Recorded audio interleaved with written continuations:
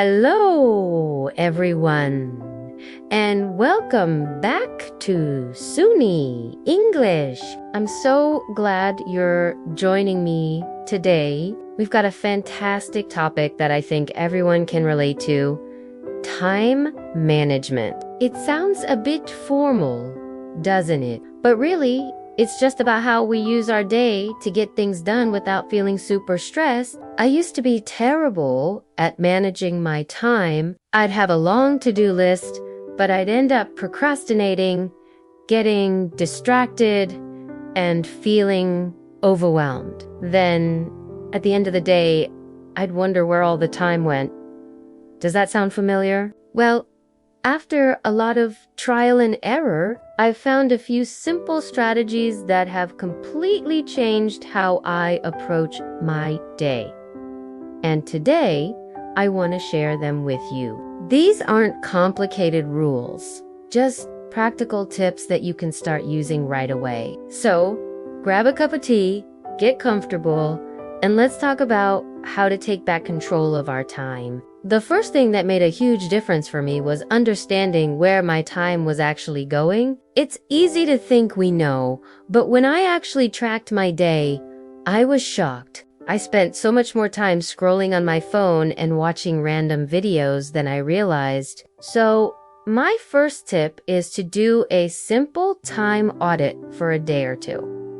You don't need a fancy app, just use a note. Write down what you're doing every hour or so. For example, from 9 to 10 a.m., maybe you are answering emails. From 10 to 11 a.m., you were working on a project, but got distracted by social media for 20 minutes. Be honest with yourself.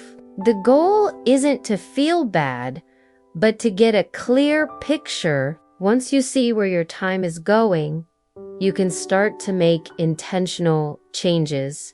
This simple exercise is the foundation for everything else. It's like looking at a map before you start a journey. You need to know where you are before you can decide where you want to go. After I figured out where my time was disappearing, my next step was to create a realistic plan. Notice I said realistic. In the past, I would create these perfect, ambitious schedules that I could never stick to. I'd plan to wake up at 5 a.m., work out, write a novel, and learn a new language, all before breakfast. Of course, I'd fail by 7 a.m. and feel defeated for the rest of the day. The key is to be kind to yourself. Instead of a rigid minute-by-minute schedule, I started using a technique called time blocking. This is where you block out chunks of time for specific tasks. For example, I might block out 9 a.m. to 11 a.m. for focused work. During that time, I turn off all notifications and just focus on my most important task. Then I might block out 11 a.m. to 11:30 a.m. for a break to stretch, get a snack, or check my messages. By giving each part of my day a purpose, I find it much easier to stay on track. It also helps prevent one task from spilling over and taking up the whole day. Now, let's talk about the most difficult part for many of us: procrastination.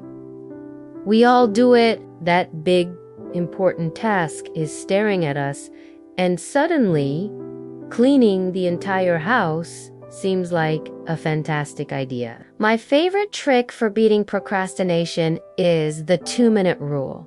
It's so simple. If a task takes less than 2 minutes to complete, do it immediately. Don't write it down. Don't think about it.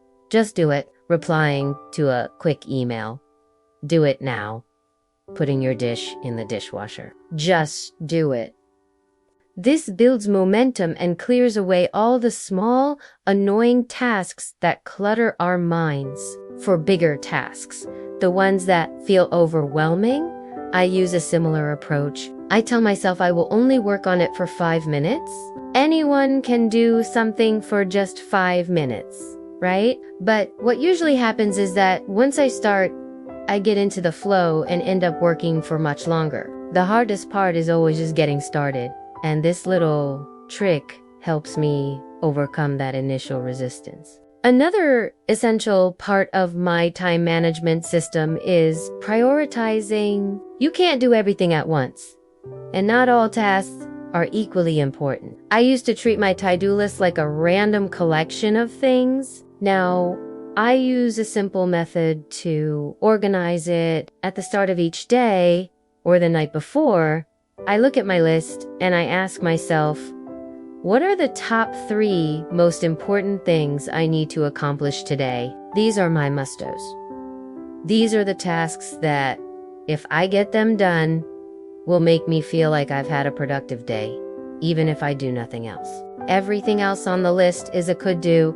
It would be nice to get them done, but they aren't urgent or as important. This focus on just 3 main goals prevents me from feeling overwhelmed by a long list.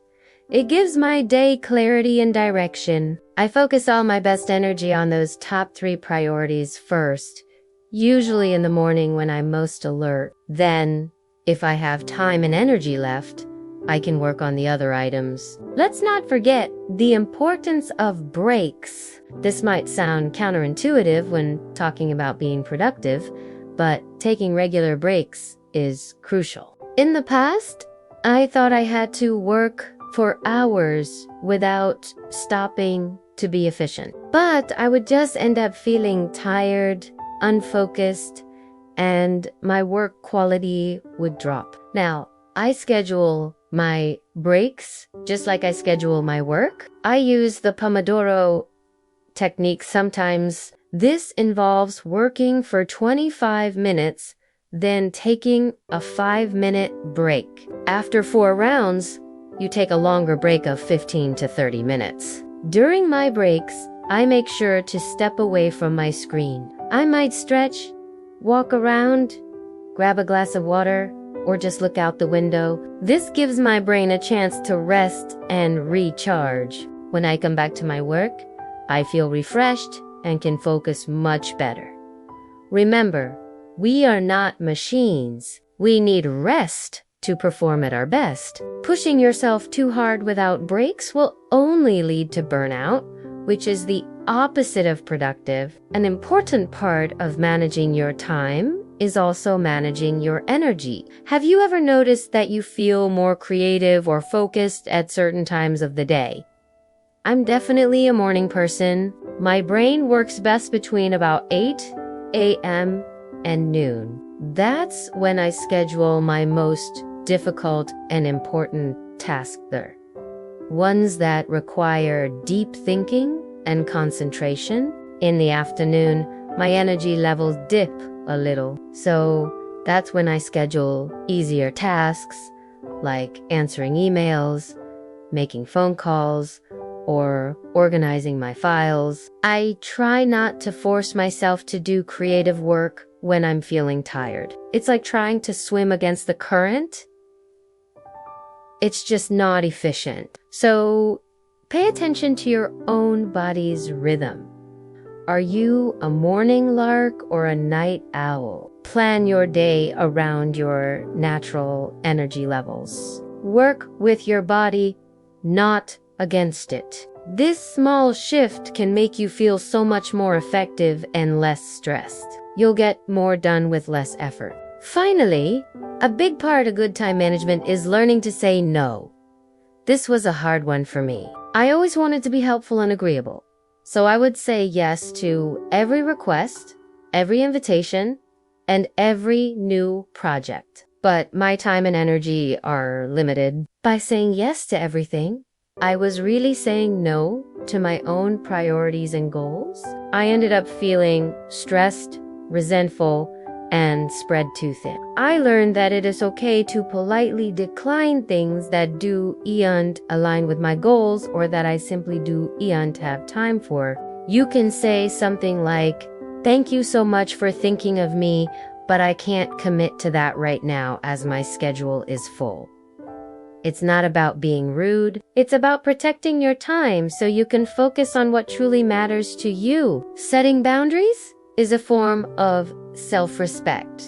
It shows that you value your own time, which in turn makes others value it too. So, to recap the key ideas we talked about today, start by understanding where your time goes with a simple time audit. Then, create a realistic plan using time blocking. Beat procrastination with the 2-minute rule for small tasks and the 5-minute rule for big ones. Prioritize your day by identifying your top 3 must-dos. Don't forget to take regular breaks to rest and recharge. Work with your natural energy levels by scheduling your most important tasks for your peak hours. And finally, learn to protect your time by saying no when you need to. These strategies have honestly transformed my daily life from chaotic and stressful to calm and purposeful. I hope they can do the same for you. Remember, it's a process. Don't try to implement everything at once. Maybe just pick 1 or 2 tips to try this week and see how they feel. Thank you so much for listening today and spending this time with me. I really hope you found these tips helpful. Time management is a personal journey. So find what works for you and don't be afraid to adjust as you go. What are your favorite time management tricks? I would love to read them. So please share your thoughts and ideas in the comments section below. Your tips might help someone else in our community. If you enjoyed this podcast and want more content to help you with your English listening and everyday life skills, please give this video a thumbs up and don't forget to subscribe to the Suni English channel. It really helps a lot. Thanks again for being here, and I'll see you in the next video. Have a productive and wonderful week.